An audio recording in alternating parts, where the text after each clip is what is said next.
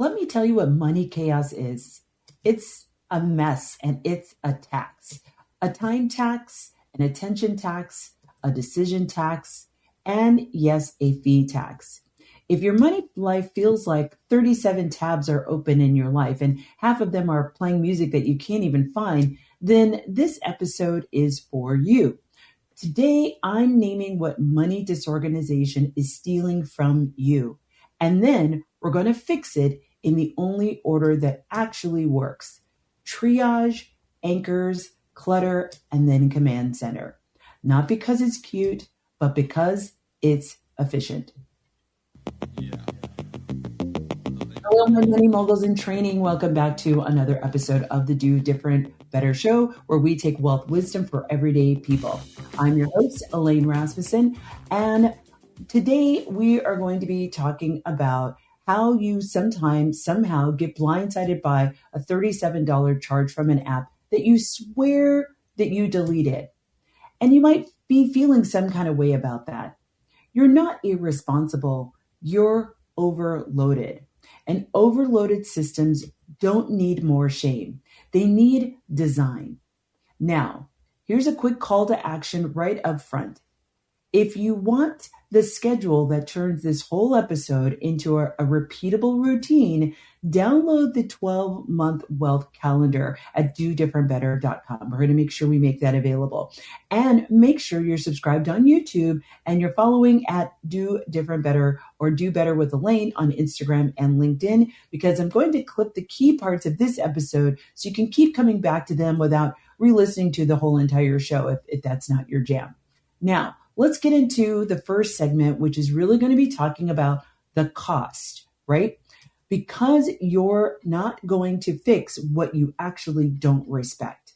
So let's start with a hard truth that really should be printed on every personal finance book cover. And that is money disorganization is not neutral.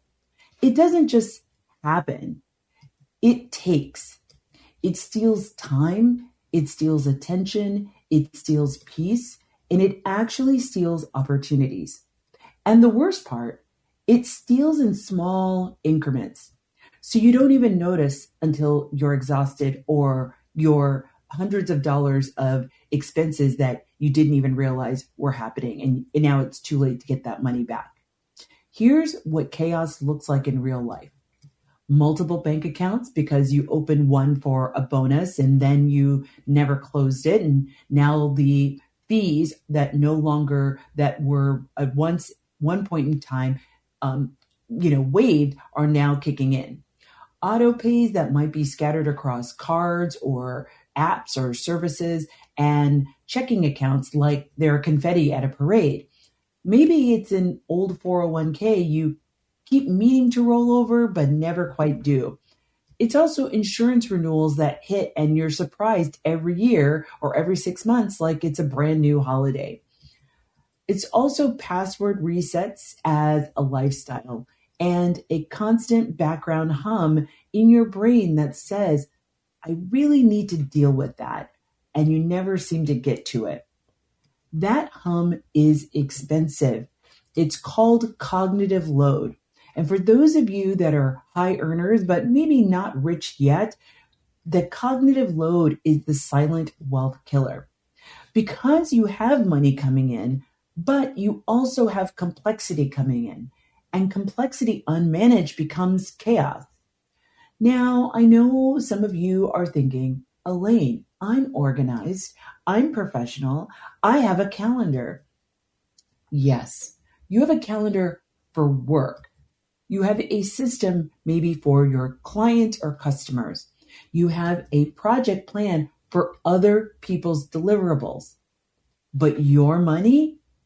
For a lot of high performers, money is still running on vibes and your memory and last minute heroics. And that's what I'm going to help you fix today. We're taking money out of the emergency mode and putting it into a routine or system. Okay? Now, I want to name 5 things money disorganization steals from you, just so we can set the groundwork. Think about listen to these and think about if you're driving in the car or maybe you're at pickup for the kids. Think about one of these, how it might be impacting you, or maybe it's all of these. But the first one is time. The second is attention. Third is your decision quality. Fourth is actually money through fees and other kinds of friction. And the last one is opportunities through delayed or mistiming. I'm going to walk through each one, and I want you to be honest with yourself. No one's listening, no one's judging, and I don't want you to put any shame on it. This is about naming something out loud for yourself, so it's no longer something that's just hanging around that you have no idea. I really don't want you to look at this as an opportunity to spiral. That's not the point.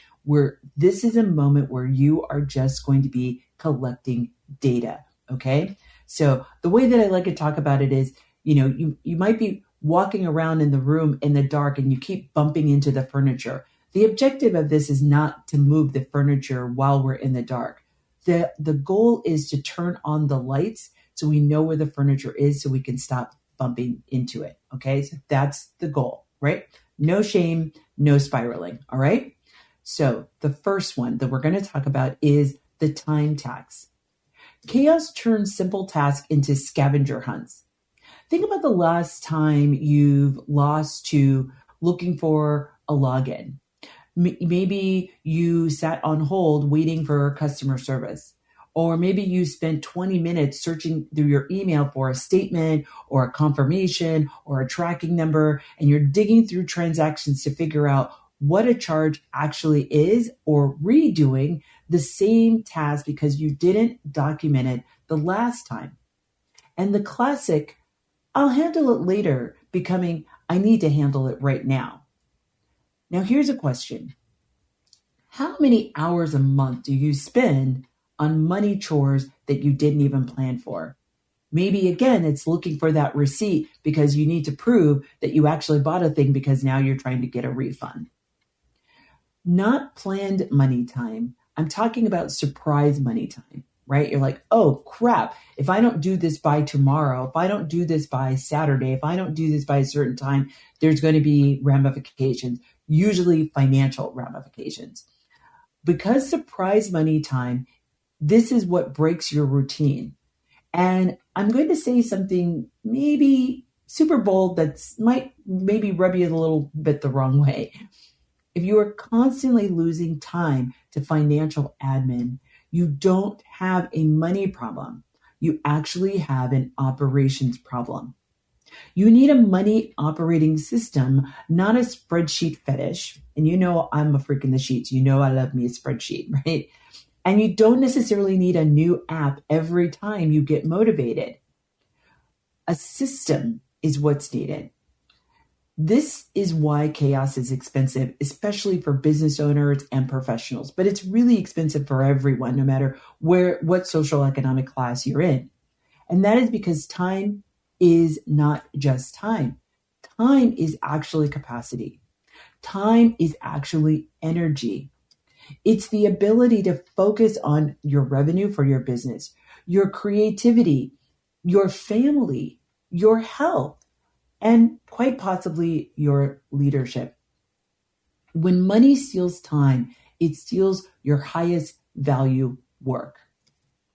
So let me give you an example that maybe sounds familiar, okay? A client of mine, smart, high earner, very competent, told me, Elaine, I feel like I'm always behind financially. And then we begin to look at her reality. She wasn't necessarily behind on income. She was behind on systems. She had 3 checking accounts. She had 2 savings accounts. She had 2 credit cards on auto pay and subscriptions on a 3rd card. Every month, she spent hours moving money around to avoid overdrafts and late fees. She was doing financial gymnastics because her system was so scattered. It wasn't a budgeting issue. That's not a stop buying coffee issue. That's a system architecture issue. So what we ended up doing is we consolidated the daily drivers and built a 1-page command center. She didn't suddenly just earn more. but it kind of felt like she earned more. She just stopped wasting time solving the same problems repeatedly. And that cost number one is time, right? So what we were able to do, and by getting her more time back, she no longer had the fear of overdraft fees. She no longer had the fear of missing a payment and then getting hit with not only interest rates from her previous statement, but also any of the finance charges or the late fees for not making the payment on time, which, as you all know, can be up to $40 or $75, right? So here's the second tax. The second tax is the attention tax. Money chaos creates open loops. An open loop is any unresolved item in your brain that keeps reloading. Maybe it pops up while you're watching your favorite TV show, or actually while you're trying to fall asleep, and it starts popping up in your brain, now triggering anxiety, and now you can't get to sleep, right? Some of the things you might hear yourself saying is, I really need to cancel that one subscription, or I really need to roll over my 401k. I really need to check my credit report, or should I check my credit report? I really need to update the beneficiaries because now I'm no longer married, or I've remarried, or my life circumstances have changed. Or I should raise my 401k contribution. I need to go visit HR. Or I really need to figure out what that charge is. I have no idea what that is, and it's $1,000. Open loops sit in the back of your mind like notifications on your phone that you can't seem to clear. And attention is finite. If money is taking up mental space all day, you are paying an attention tax. Here's what people don't realize. Attention isn't just focus. It actually is a part of your mood and can have negative impacts on your mood. When your brain is carrying too many open loops, you become more irritable, more avoidant, and more reactive, not only in the conversations about money, but also in your relationships in general. And that's why money chaos often shows up as procrastination, avoidance, impulse spending, overthinking, and that weird feeling of dread when you open your bank app. You're not necessarily bad with money. Your attention is saturated. And for high earners especially, saturated attention matters because your work often pays you for your thinking. So when your money eats your attention, it literally competes with your earning potential, showing up well for that promotion that you're trying to work for. Now, here's a quick check-in. I want you to rate your mental load, your money mental load from 1 to 10. I'm going to ask you a series of questions. On a 1 to 10, my money is boring and I barely think about it. Oh, the money, 1 being that you don't think about it all, 10, you think about it all the time. The next one, money is a daily background stressor and it's very loud. Pick a number. I don't want you to justify it. I just want you to pick it. Now, ask what's driving that number. Is it bills? Is it debt? Is it taxes? Is it too many accounts? Is it family expectations? Is it business volatility? We're going to use this as we move into the next segment. But here's another one. We're going to get into decision fatigue. Decision fatigue also leads to bad decisions. When your money system is disorganized, you face too many micro decisions. Which account should this come out of? Which card is on auto pay? Is there enough in the checking account? Should I move money now or should I wait? Should I pay this off or keep cash? Is this subscription really worth it? Should I invest more or should I hold? Do I actually have a buffer? It's too many decisions and they drain your willpower. And when willpower runs out, your default is to the easiest option, which is ignore it, put it on a card, delay it, or buy for convenience. Decision fatigue is why people with good intentions still pay fees and carry balances. They miss deadlines or avoid investing, not because they don't know what to do, because their system requires constant decision making. This is where your wealth identity shows up too. Builders overthink and over-optimize. Caretakers prioritize everyone else and delay themselves.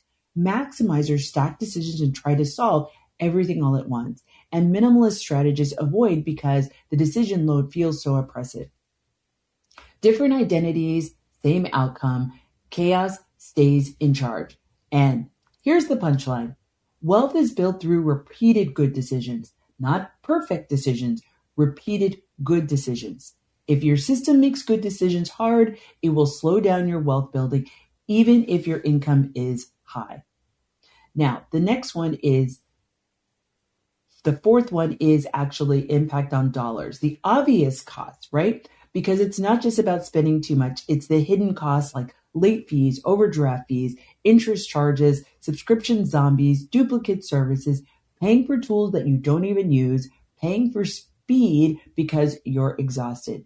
Chaos makes you pay a premium for simplicity. And sometimes that premium is worth it, but when it's unconscious, it actually becomes a money leak. A lot of people aren't broke, they're actually leaking money. And I'm not talking about the one big splurge. I'm talking about the slow drip, the $9.99 here, the $14.99 there that you swear you didn't authorize or you just kept letting go. But these small reoccurring expenses are dangerous because they're quiet and they add up quickly. Then people say, I don't know where my money goes. It goes on these things that you didn't necessarily decide on purpose. So here's an example of a business owner. The revenue's coming in, but because cash flow isn't anchored, taxes aren't set aside consistently. So the quarterly taxes become a surprise. Surprises become stressful, right? And late action becomes penalties, interest, and emergency transfers, and emotional draining. Now you're paying for chaos twice, once in feed and next in mental load. For business owners, the IRS accepts your payment, but not your excuses. So if you're a founder or a professional with variable income, chaos gets really expensive very fast. And that's why we systematize. And here's the last one. This is missed opportunities. This is a cost that people ignore because it's actually invisible. Opportunity cost is what you lose when chaos delays you. So that could be missing an employer match window, right? For your contributions that your company is going to match up to a certain, but you've got to make that declaration at a certain time. You aren't paying attention and you miss it. And that's free money that you've missed out on for a whole year. And you've got to now wait. Not using an HSA strategically if you have access to one. Overpaying or underinsuring because you never review your insurance policy, right? Business owners financing taxes with stress because you don't have a set-aside system. Delaying your growth decisions because you don't know your numbers. Or not negotiating because you don't have clarity about your baseline. So you end up delaying investing because you never designed what is safe enough. So money rewards timing.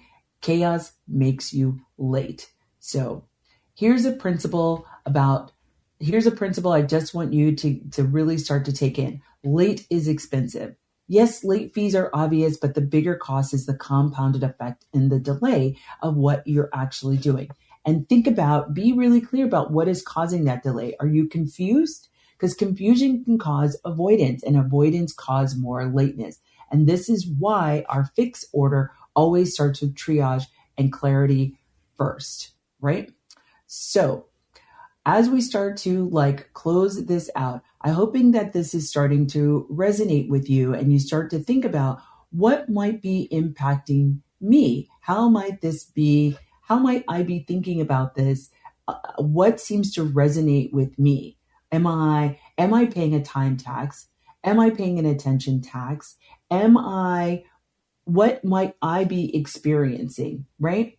So I really want you to start to think about, honestly, without shame, what's happening? Are you paying a tax on your attention, on your time, on your decision quality? Are you leaking money? Or are you missing out on opportunities because you don't have a system that's working for you? So that's what we're wrapping up in this segment. Next, I'm going to actually give you some of the anchors, right, to help you actually move past. Now that we've done triage, we're going to move on to moving into anchors. When we come back, we are now going to show you how to stop treating every money task like a fire drill and how to build a rhythm that makes your finances boring in the best way. So don't go anywhere.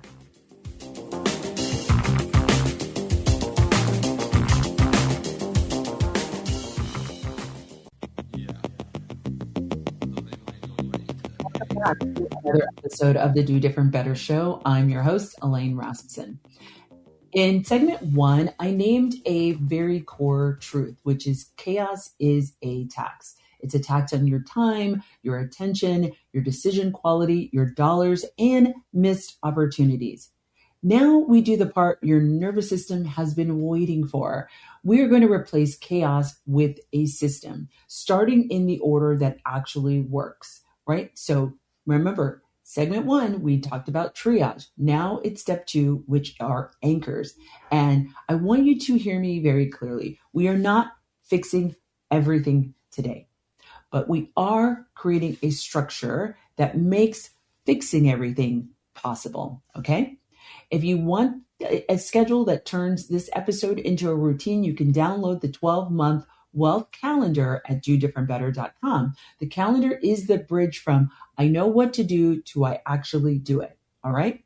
Now, let's get back to, we've talked about step one, which is triage. Triage is what you do when everything feels urgent, but everything is not equally urgent. If you treat every money task like a fire, you're going to spend your life exhausted and still behind. Triage says what's essential, what's optional, what's unclear, and what's actively hurting me right now. That's it. This is what I call the 4-pile method, right? And I've talked about this before. I want you to organize 4 piles on a table. Maybe it's Post-it notes, maybe it's folders, maybe it's however your brain needs to process this information. But I want you to have 4 distinct piles in whatever mechanism, maybe it's buckets, it doesn't matter. Just, you're going to be making 4 piles. The first pile is, and you might even take your actual bills that you have if they're coming in the mail, or you might want to print them out so that you have a really concrete, you can touch it, feel it with your hands, right? The first one is, what are the things that you must pay or must keep? They have to happen to keep your life going, right? 2, what are the nice to haves? Number 3, what's the messy or unknown bits, right? And then 4 is fix it first, right? Okay, and if you've listened to my Simplify Your Money episode, yes, it's the same concept because it actually works. We like repeatable systems over new shiny frameworks or apps, right? That's not what we're trying to do.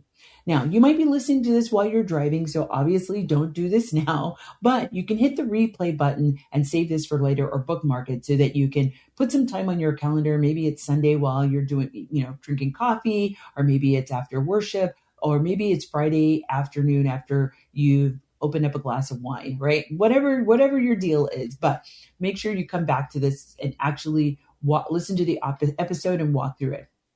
But if you're able to do it live, this is what I want you to do. And you can do this in your notes app, or if that's something that resonates with you, like I said, you can put it on Post-its, you can put it in a notebook, whatever works for you. But here's what I want you to do. Number 1, you're going to write down must pay, must keep. That's going to be a column, right?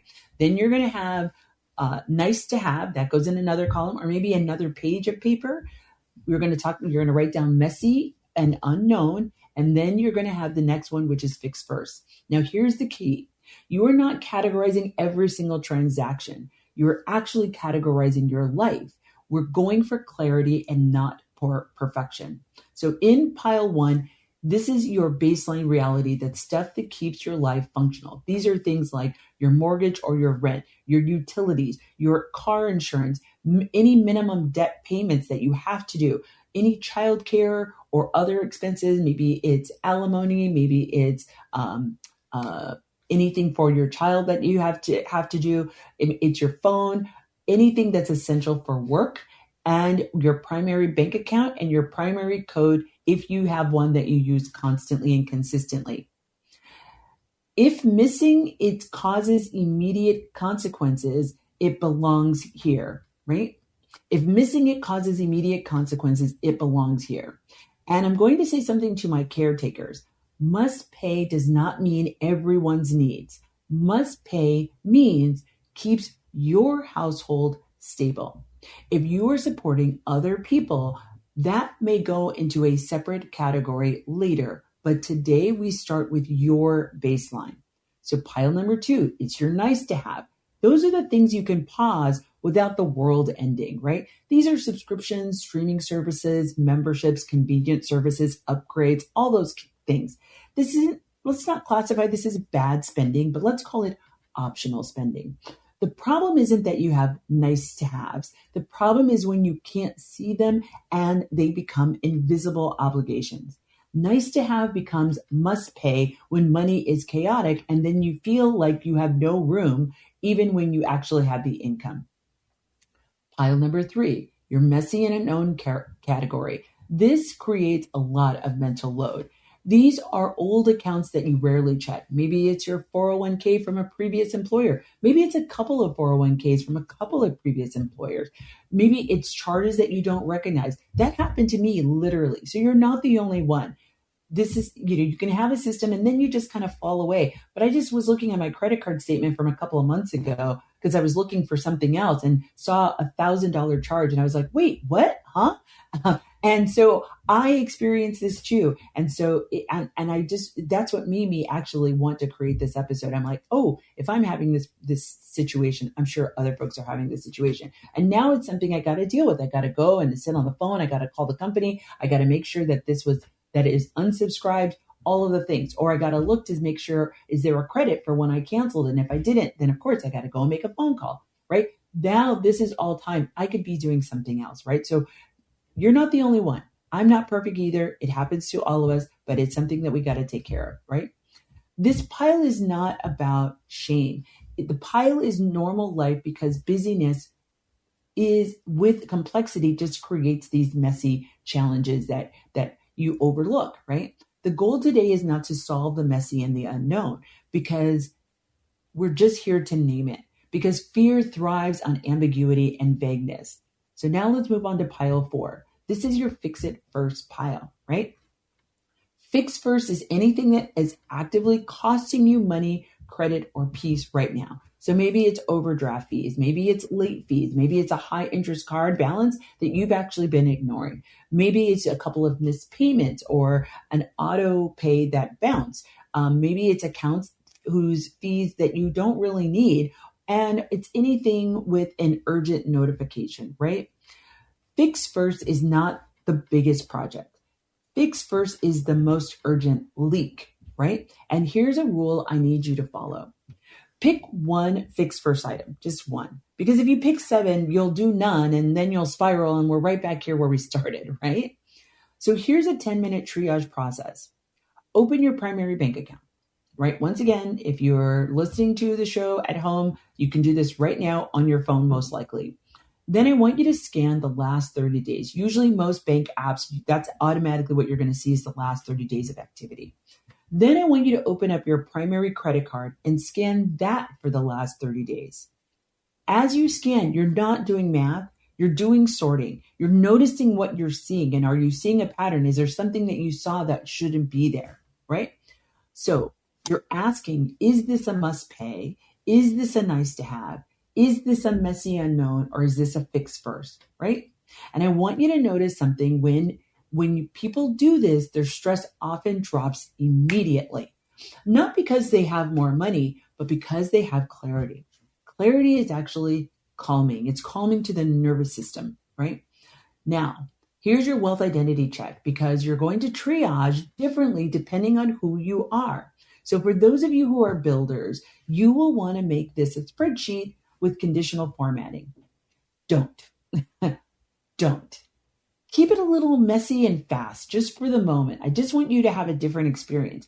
Triage is not the time for perfection, okay? For my caretakers, you will try to include everyone else's needs in your must pay.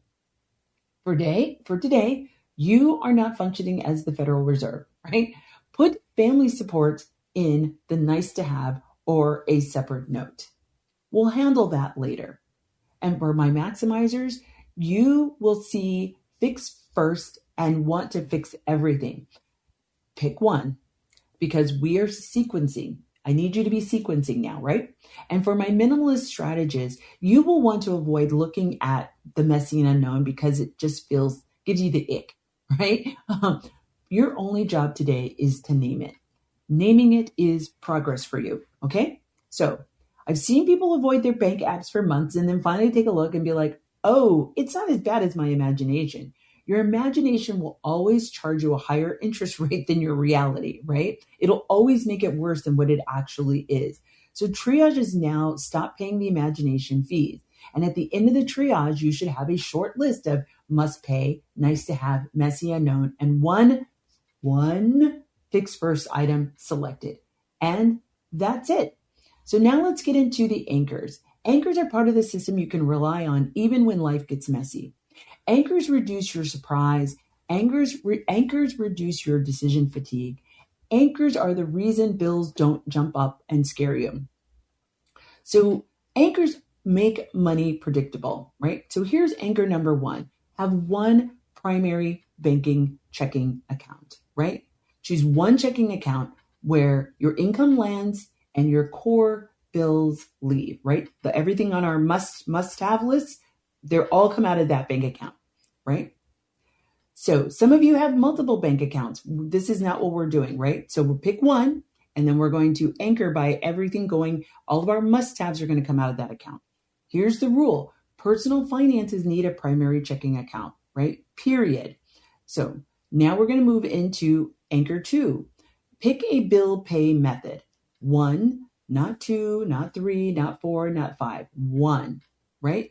And you have two clean options. You can pay bills directly from your checking account, or you can pay your bills predictably by creating recurring bills on one primary credit card and then pay that card from the checking account. That's what I do. I have as many of my bills as I possibly can on my credit card. So now I'm also gaining points on my credit card. And then I have my checking account pay that every month, 2 days before the due date, right?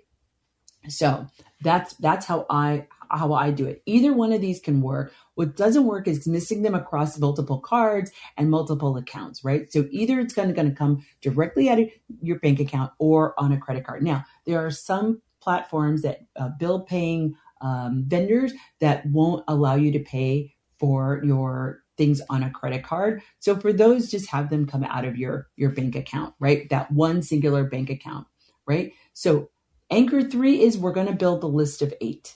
Okay. The list of 8 is an executive summary. It is not a budget. I want you to write down the top 8 recurring bills and their due dates, right? Once again, you can do this on a piece of paper, right? Or even on your notes app in your phone. Your housing, your utilities, your insurance, your phone and or internet, your childcare, any debt that you have to pay, and your transportation, whether that's a car payment, whether that's Metro Rail, whatever that is, maybe it's parking, whatever that is, and one life admin bill that sneaks up like a subscription bundle. Then write where it's paid from. Is it paid from a checking or a primary credit card? This list now becomes your anchor, your stability anchor. And if you're a business owner, make a separate bill list of 8 for your business overhead, like rent, payroll, software, insurance. Don't mix it. Mixing it is how chaos gets invited back into your life. And then anchor 4 is that you now have 2 alerts. This is my cheat code for you, right? The cheat code that busy people ignore because it feels too simple. I want you to set 2 alerts on that bank checking account, right? And that your primary credit card. I want you to set a low balance alert on your primary checking, and I want you to do a payment alert on your primary credit card if you use one. Those 2 things. Usually they are just a button in the app of the bank app or the credit card app, literally, okay? Alerts are not for people who can't handle money. Alerts are for people whose brains are already running a company, having a career, they have a household, they have a community that they are plugged into. Let the system carry boring tasks so you don't have to. That is not weakness. That's good design, right? So if you do not, so the same thing goes with late fees. I want you to set alerts to prevent the I forgot tax. Okay. Now let's move into anchor 5, which is my business for my business owners, right? I want you to set aside tax. You're going to do a tax set aside as an anchor. You have variable income. If you have variable income, whether you're a business owner, you're a consultant, or maybe you're a salesperson and your income varies from month to month, here's an anchor. Do a tax set aside rule. You don't have to get fancy with it today, but you do need a consistent habit, right? For example, every deposit, set aside X% into a tax account. Maybe it's a savings account that you are calling your tax account, but that is money you don't touch that you are reserving for when you file your taxes and you may have to pay out of pocket for those taxes, right? So if you do not set aside taxes, taxes will become a surprise, and surprises can create panic decisions, right? You can redefine the percentages later if you're finding it's too much or you end up not having to set aside as much. But the point is to create a habit and the anchor. And then the last anchor is regarding your paydays plus bill timing. Now, I want you to look at your income dates, right? Are you paid every 2 weeks? Are you paid on the 15th and the 30th? And look at your bill list of 8. And I want you to see, do any of my major bills land before my paycheck or after my paycheck? If yes, you want to see, can I adjust the due dates? Many companies allow this. Many credit card companies allow you to change your date. This came out of the Consumer Protection Agency, that people can now change their due date to align with when they get their money to reduce the amount of late fees and things like that, and interest if they are trying to pay off their card at the end of the month. If no, then your bill rhythm is already working for you. So that's great, right? So I hope that this is really helpful to you. So a little quick recap. We've done triage, right? You have your must pay, your nice to have, your messy unknown, your fix first, and we selected one fix first item. You also built an anchor. You selected one primary checking account, one bill pay method, and you created your bill list of 8 and you created 2 alerts. And for my business owners, you've already set up a tax set aside anchor. And if you've done even part of any of this, you're already reducing your chaos tax in your life. When we come back, I'm going to now do the part that creates instant relief and long-term clarity. We're going to do clutter cleanup. We're going to build your money command center. And then we lock it in with a 12-month wealth calendar, so you don't have to think your way through being organized. You just need to follow a schedule. So stay with me. You're listening to the Do Different Better Show.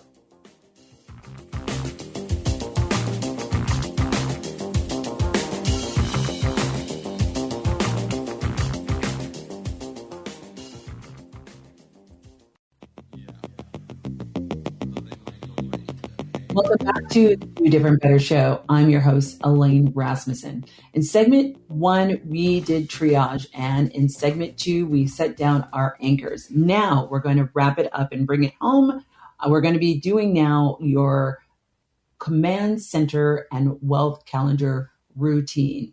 This is the part of your future self where you're going to send yourself a thank you note because you're going to be so excited that you actually sat down and did this, right?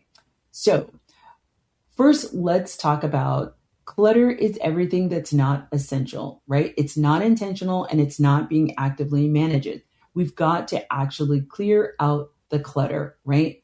And so we're here for sustainability, not for a crash diet. So here's how to do it very fast. You're going to open up your primary credit card app. You're going to go to transactions. And if there's a recurring filter, I want you to use it, right? If not, scroll through the last 30 days and look for repeat charges, right? So this is where you're going to be like, oh, okay. And you have to actually think about, when am I going to actually take care of this, right? You can really put on your calendar, hey, on Saturday at this time, I'm going to call the credit card company and deal with this. Or you're going to decide, I don't really need this, so I'm going to cancel the service. A lot of credit cards now, you can cancel the service right from the credit card, right? You don't have to call the company, which is what we used to have to do in the olden days. You have to call the company, sit on hold. But even if that's the case, the only way it's going to get done is if you schedule it, right? So you want to take care of that. Now let's talk about auto pays, because auto pay is a tool, but auto pay without awareness is how people end up paying for nonsense for years. So I want you to make two lists. List number one is your stability auto pays, like your mortgage, your utilities, your insurance.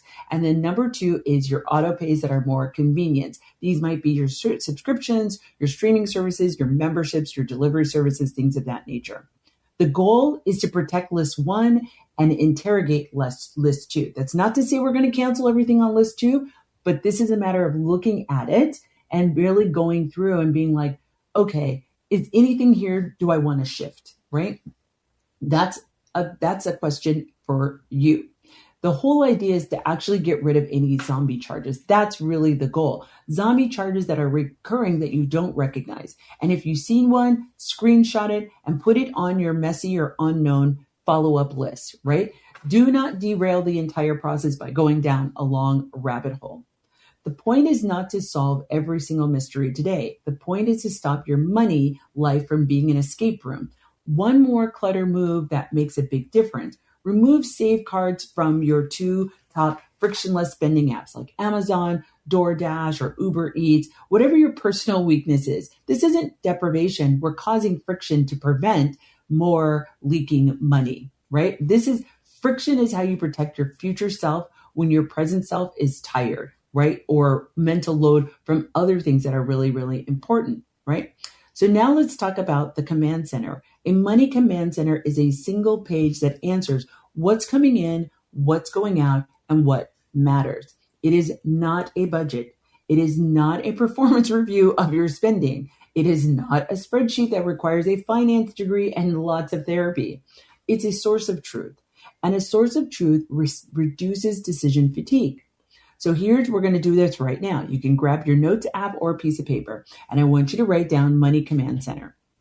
Now, add these sections: income, pay dates, approximate amount or range, and if you have variable income, give it a baseline month or take a 3-month average, right? Number 2, my bill list of 8. Write your top 8 recurring bills and due dates, and also note where they're paid from: primary checking account or a credit card. Number 3, your debt snapshot.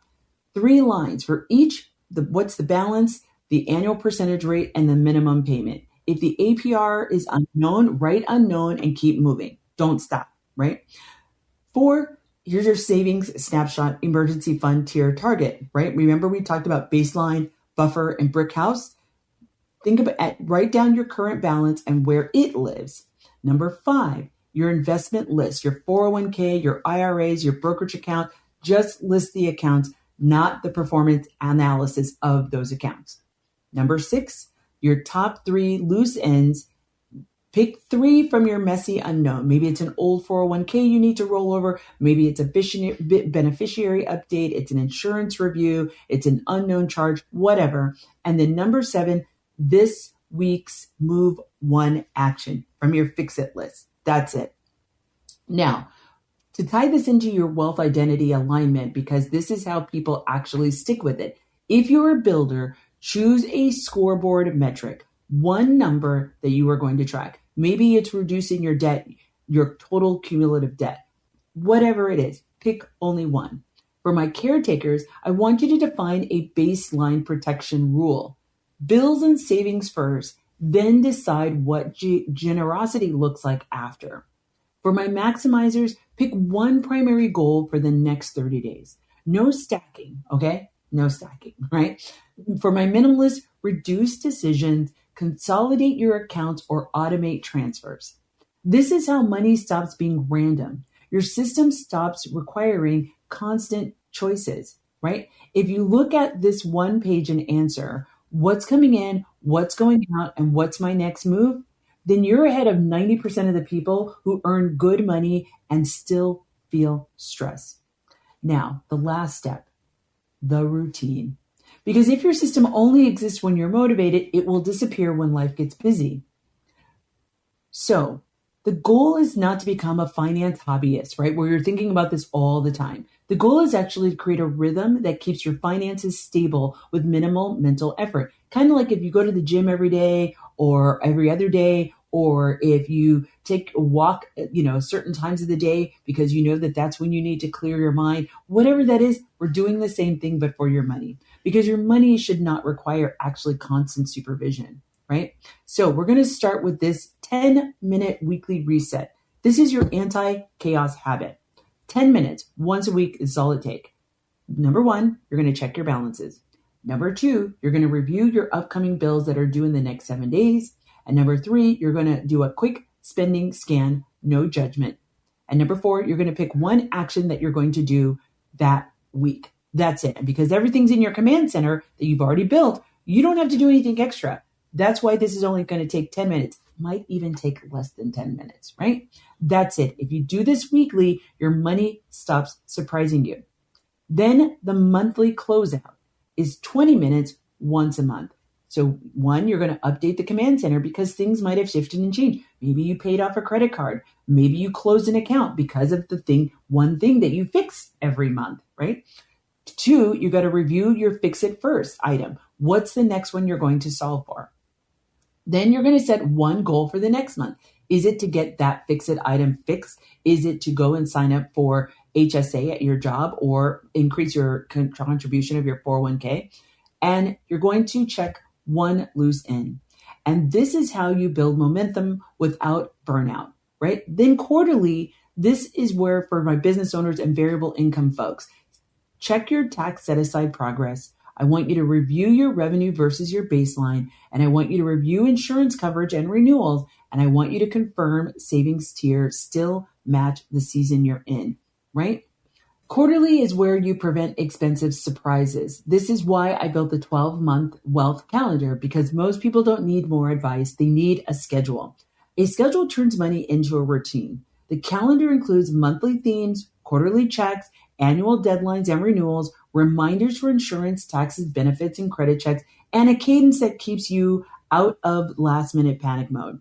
Go to Do.Different.Better and download the 12-month wealth calendar and a variety of versions, because the difference between people who feel financially calm and people who feel financially chaotic is rarely intelligence. It's actually a rhythm.